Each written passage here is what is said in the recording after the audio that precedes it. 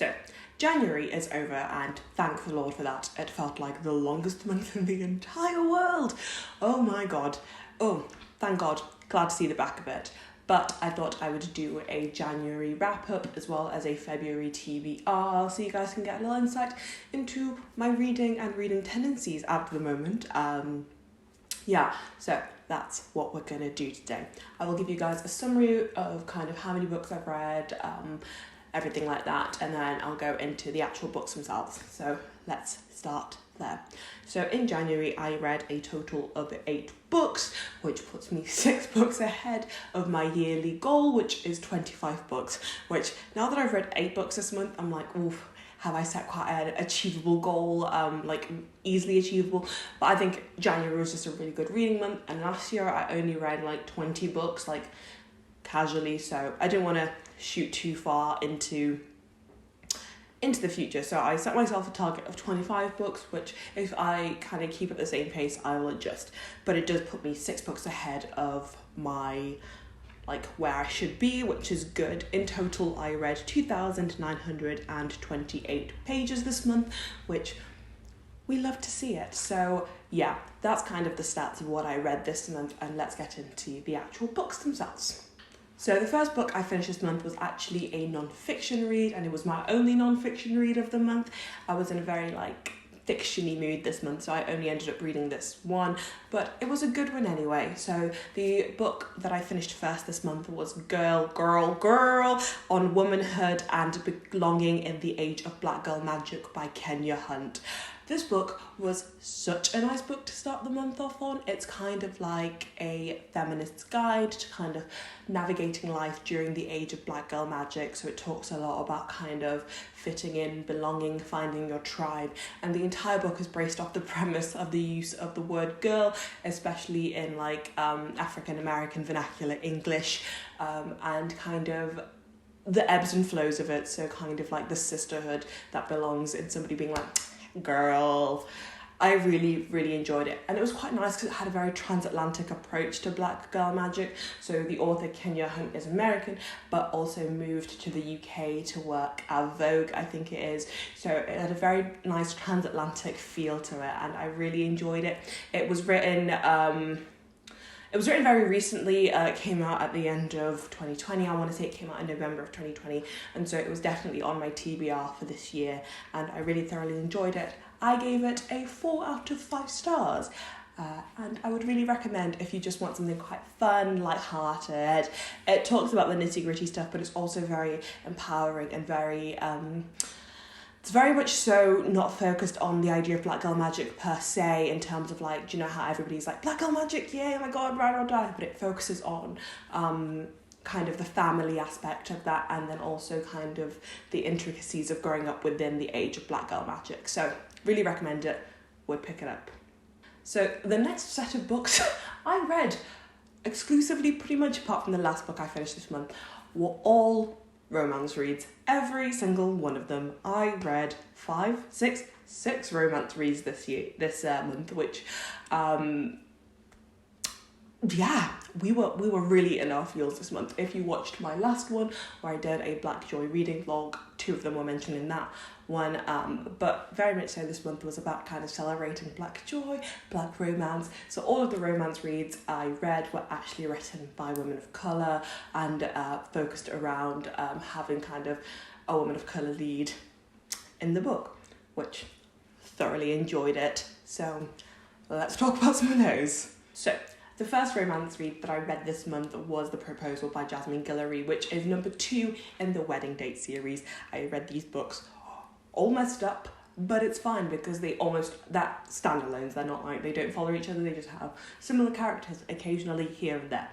But that's a tangent. I read The Proposal, which basically follows Nick, who goes for a Dodgers game, which I think is a baseball game, and her boyfriend of very little time proposes to her, and she's like, oh my God, I don't want to get married to you. And in comes Carlos to save her from the press and everything like that after turning down her boyfriend's proposal. And then the book follows kind of their romance. So it almost centers around Nick, who's a little bit reluctant now. She thinks she's failed in love. She thinks she goes after the the wrong guys, and also follows Carlos, who's a little bit of a hopeless romantic, but also kind of has this like very saviour complex that he can't really get into a relationship because he's got to look after the women in his life. And so the entire book follows that dynamic and that romance, and I freaking loved it. I was hooked. I think I finished this book in like a day, which actually becomes quite a running theme with a lot of these romance reads, is that they just gripped me. I loved Nick. I could really see a lot of myself in Nick, and so it was really nice to kind of have this kind of romance read in which, you know, there's friendships being navigated, romance being navigated, and a little bit of growing being navigated. It was just amazing. I'm kind of convinced that Jasmine Guillory is kind of like the queen now of like black female centered romance. And so I gave the proposal 4 out of 5 stars. So good. The next romance read I read this month is kind of a bit of a cult favourite, and I don't know how I'd got this far in life without reading it, but I read it, and it is Get a Life, Chloe Brown by Talia Hibbert.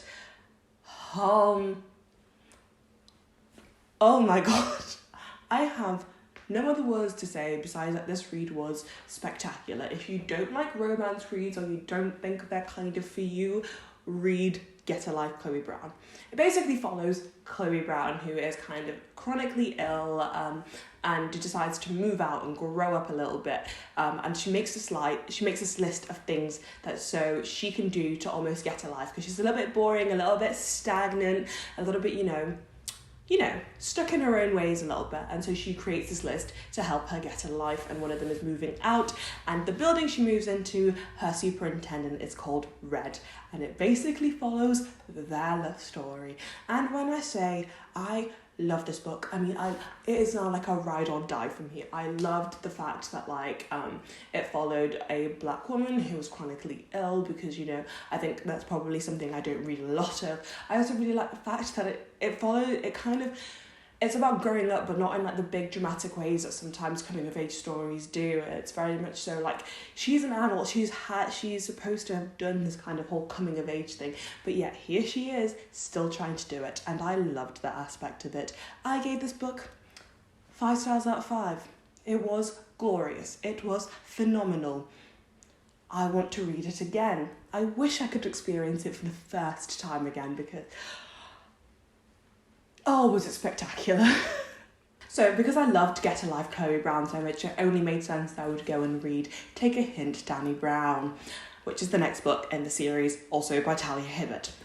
Take a Hint, Dani Brown is also literally just as good. I think I preferred Get a Life, Chloe Brown just a little bit more, but it's still pretty good. It follows Dani Brown, who is a kind of lecturer, and also Zafir, who is a security guard, ex-rugby player, and he basically saves her, and they get like a video film of them taken, and it goes viral, and they become #DrRugby, and it follows that story. Dani is reluctant. She is a reluctant person. She does not want love. She does not want any of it. Zafir is a bit of a hopeless romantic. He reads romance novels and everything like that, and so they're kind of opposites, but they're really good friends. And so basically Zafir asks Dani if he can pretend to go along with the DrRugby type thing to help Zafir's charity that he does. And so they kind of embark on this whole like pretend romance thing that obviously turns into a real romance, and it's all about how Dani evolves from somebody who doesn't think she's capable of falling in love in relationships to realising about how relationships shouldn't be something that, you know, you try to change yourself in, and it should be something that you can both go in. And I really loved that aspect of it. I loved this book. I did, however, give it 4.5 stars out of 5, just because it wasn't as good as Get a Life, Chloe Brown in my eyes, but it was also still as spectacular. I know that's a bit oxymoronic, because I've just said it wasn't as good, but it's still spectacular. It's still an amazing romance read. It didn't get me quite as much as Get a Life, Chloe Brown. It does, however, make me very excited for Act Your Age, Eve Brown, which is the third and last book that's coming out in March, and I'm so excited to get my hands on a copy. If you thought we were done with the romance reads for this month, God, are you mistaken, because we still have 3 more, and the next one that I read was The Wedding Date, also by Jasmine Guillory. This one is the first book in the Wedding Date series, and probably I should have started here, but I digress. This book basically follows Alexa and Drew, and they both get stuck in a lift, and Drew needs a wedding date for his ex-girlfriend's wedding. And so Alexa decides to go as Drew's date, and it's basically supposed to be just an arrangement that only lasts like 48 hours, but instead they actually realise that actually they maybe like each other a little bit, and they basically start a bit of a long distance relationship, travelling between each other's house. I think it's still in the same state, honestly. I'm not American, who knows even what's happening. I think it's still in the same state, but they're travelling to see each other, and it's just about how that kind of romance develops. It's very it's kind of very nice. It's very stereotypical, what you'd expect, but I still really enjoyed this book. It's very nice, very quick and easy to read, and it's just kind of about how two professionals fall in love and start realising what sacrifices they're willing to make and things like that, which is pretty up my street. I gave this book a 3.5 out of 5 stars. I basically just didn't want to keep giving these books 4 out of 5 stars. So I was a little bit harsher. I gave it 3.5 out of stars just because I think it was still a good book, but it wasn't quite as good as The Proposal, and therefore I couldn't put them on par with each other. So, the second to last romance read that I read this month, it's ending, I promise. We are coming to an end. But it was If I Never Met You by Mari McFarlane. I also vlogged myself reading this in my last video, the Black Joy romance reading vlog. When I say I love this book, I mean... oh. I'm trying to find the words. To be able to string together a sentence to exactly talk about how much I love this book. But it follows Laurie, who is suddenly left by her long-term partner. They've been together since they were 18, and he suddenly leaves her out of the blue, and she's a little bit blindsided. And so it follows her trying to get over this loss and this heartbreak, which I did cry at. I did. And then it also follows Jamie, who works at the same company that Laurie and her ex-boyfriend work at, and he is trying to get a promotion, but he's a playboy, he's a player. They don't think they can promote him because we don't know if he's serious enough. And so the two decide to basically come together to fake a relationship so that Laurie can make her ex-boyfriend jealous, and so that Jamie can get this promotion and be seen as a serious candidate. And it follows them. But it also is just an exploration as to Laurie she's been committed for a while. Joey's a bit of a commitment phobe, and it's how their relationship together blossoms, but also kind of how they grow as individuals. I liked this book because, unlike some of the other romance reads that I read this month, it had a bit of heartfelt in it. It tugged at the heartstrings a little bit more, and it did make me cry. And because of all the emotions I went through reading this book, I've decided to give it a 5 out of 5 stars, and would recommend that everybody go read it because I loved it. It was brilliant. I think in my vlog I said I might have given it a 4 out of 5 stars, but honestly, after meditating on it, it had to go down as a 5.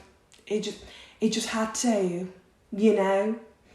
Okay, so the last romance read that I read this month was Party of Two, also by Jasmine Guillory.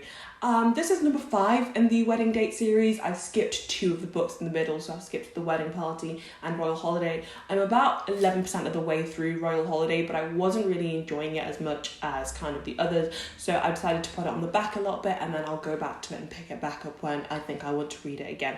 But basically, Party of Two follows Olivia Munro, who we meet in The Wedding Date, and then we pick up her story in Party of Two. But it follows her, and she's starting her own law firm. She's just moved back to LA from New York, and she's starting her own law firm where she runs into Max Powell, the senator.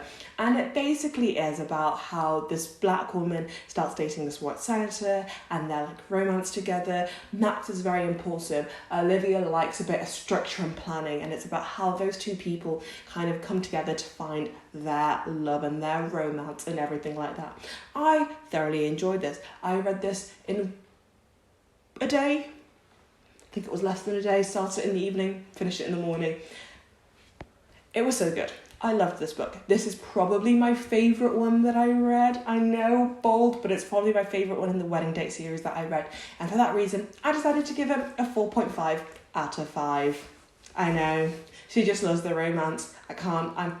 I am a reluctant but fundamental hopeless romantic, so it is what it is. Okay, we've most definitely probably moved, but camera died, had to swap batteries, take it off the tripod, the whole shebang.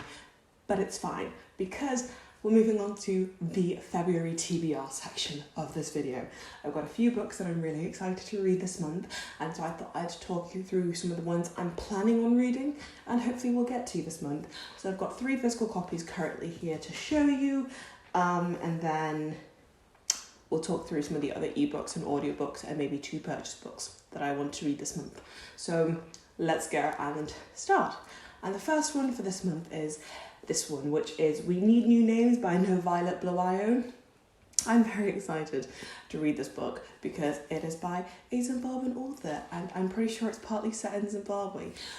It basically follows a 10-year-old called Darling who lives in a shanty called Paradise, and basically like her friends are okay living there, but she has bigger dreams and wants to get out, and eventually that dream does come true and she gets to move to America, but it's not quite what she's expecting, and so I'm very excited to read this, mainly because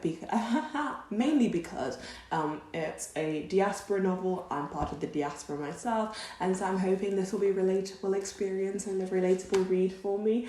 It was basically nominated, it was shortlisted for the Man Booker in 2013, and so yeah, I've heard some good things about this. I'm very excited to read it. I'm really trying to incorporate a lot more Zimbabwean authors into my reading, just because you've got to do it for the culture sometimes, you know? So there's that book. The next book that I'm really excited to read is one that I did mention in my vlog last time, and that is Love in Colour by Bolu Babalola. I was going to get round to reading this last month, technically last month now, in my kind of romance stuff, but I never got round to doing this. But basically this book is a collection of short stories, I'm pretty sure, mythical tales from around the world retold, and it's all about love and it's in colour, and I'm so excited to read this. I've heard nothing but praise for this book. I'm anticipating it to be a 5-star read, so I'm very excited to get started with this one this month. And also it's Valentine's Day, so I feel like the love has just got to be in the air. Okay, and the last physical in-copy book that I have to show you that is on my TBR for this month is We Are All Birds of Uganda by Hafsa Zayan. I don't know if I said that right, but hopefully I have. But basically this is the Murky Books New Writers Prize for this year, last year maybe, but you get what I mean. It's basically published by Murky Publishing within Penguin, and so I'm very excited to read this. I thoroughly enjoy quite a lot of the books that they publish, and so I'm very excited to read this. It's basically set across 2 time points, so there's 1960s Uganda and present day London, and basically it follows Hassan, who is a businessman and is basically just struggling to kind of keep the family business going, and then it's also kind of set during the Ugandan Revolution era, and then it follows present day London, where Samir, who is a lawyer in London, has to go back to Uganda, and is basically just following those 2. I don't know a lot about it. I do know that the cover is really pretty, that I got lots of Instagram ads for it, and that I'm very excited to read it. So there's that. Let's talk about some of the other things that I really want to read this month. I'm setting myself quite ambitious targets, but hopefully I can do it. So I'm currently reading Real Men Knit. I can't remember who it's by off the top of my head, but it's my current thing that I'm reading at the moment. And so I'm about 15% of the way through that book. And so I really want to finish it quite quickly so that I can kind of, pick up these books and start with them. So I'm currently reading that, and that is about basically a mum dies and leaves a knitting shop, and I'm pretty sure it's going to be a romance read between the character Jessie and the main female character. Like I said, I'm only really at the beginning of it, so reading that at the moment. Other books that I will try to get to this month. So these are kind of books that I maybe kind of want to pick up if I get the opportunity to do so, but are not essential. So I'm currently listening to Born a Crime by Trevor Noah, which is his autobiography of growing up in apartheid South Africa to a black mum and with a white dad, and also follows apartheid South Africa and him being a mixed race boy, and that he was born a crime. So I'm listening to that at the moment. I'm literally only 15 minutes in, but I really wanted something to do while I was working, when I'm doing emails and stuff, so I really wanted something to listen to. So I started listening to that and listening to it on Audible. I'm thinking of making the jump to Scribd because obviously Audible is Amazon and I don't want to keep, doing that. But that's another venture for another day to kind of find a new audiobook platform. If you've got one, please let me know down below. So yeah, I'm also thinking of picking up a few little romance reads this month if I can for Valentine's Day. So I've got the Kiss Quotient and The Hating Game to read that I've heard people rave continuously about on BookTube, so I kind of maybe want to pick those up. And then there's also kind of a little part of me that really wants to do kind of like a non-fiction navigating my 20s reading vlog, because I've got books like Atomic Habits, The Defining Decade, Buy Yourself the Fucking Lilies, and Burnout to read. I was out of focus there slightly, but I've got those books that I've recently picked up as part of kind of like my non-fiction pile, and so part of me kind of wants to do a reading vlog surrounding that kind of aspect. If that's something that you think would be cool, please let me know. But that's kind of like my reading intentions for February, and if I can hit 8 books again in February, that would also be ideal. But I guess we'll see this time next month, right? We'll see. So I hope you enjoyed that summary of everything that I read this month, and also my February TBR. If you're wanting to keep up with more like real time of what I've been doing, you can follow my story graph that I will link down below because that's what I've been using, and you can also follow my Bookstagram because I'm really trying to get into it at the moment, and really trying to kind of keep on top of it. So there's also that stuff. But yeah, until then, I will see you guys for my next video. Yeah.